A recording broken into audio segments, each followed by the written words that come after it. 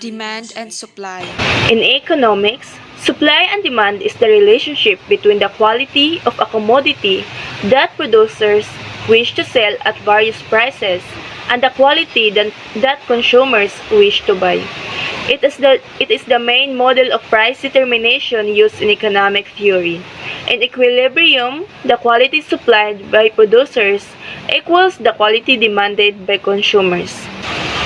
So what is demand?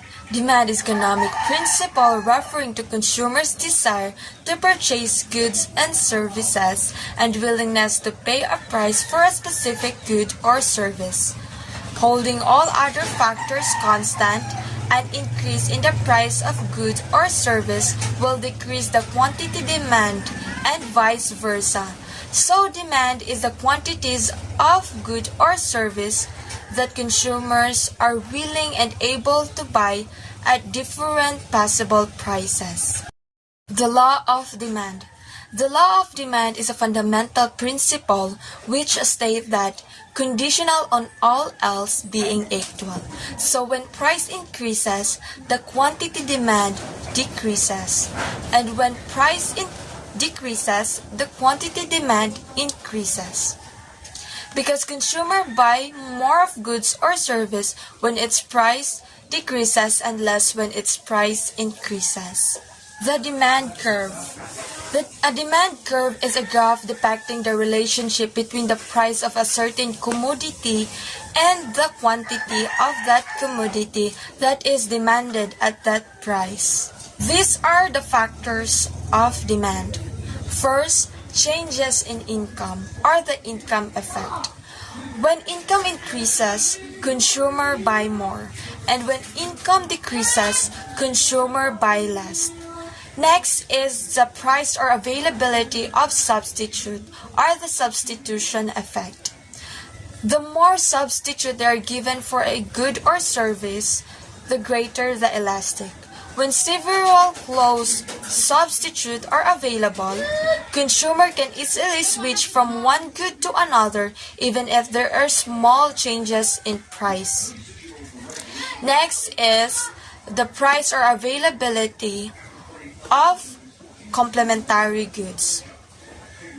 These are the products that are consumed together or uses together. An example of it is cereal and milk. Next is changes in the number of buyers. If there is an increase in the number of buyers, then the demand of that goods will increases too. Last is the changes in Taste. and preferences. There are all kinds of things that can change one's taste and preferences that can cause people to want to buy more or less of the product. Going to discuss to you this what is supply, the law of supply, the factors of supply, the difference between law of supply and the law of demand. So what is supply? Supply is a fundamental economic concept that describes the total amount of a specific good or services that is available to consumers. It can relate to the amount available at a specific price or amount available across the range of price. The law of supply. Tendency, the suppliers offer more of goods at a higher price and less at a lower price. It shows on the graph that when the price goes up, then the supply will go up too. And also, when the price goes down, then the supply will go down too, or vice versa. The supply curve. The graph shows that when the price of a supply increases, then the quality of it will increase too. Factors of supply. So there are three factors of supply. These are the cost of inputs, changes in productivity, changes of the number of sellers in the market. So first is the cost of inputs. The graph shows that when the production cost goes up, then the supplies goes down. And also when the production cost goes down, then the supply will goes up. Second, the changes in productivity.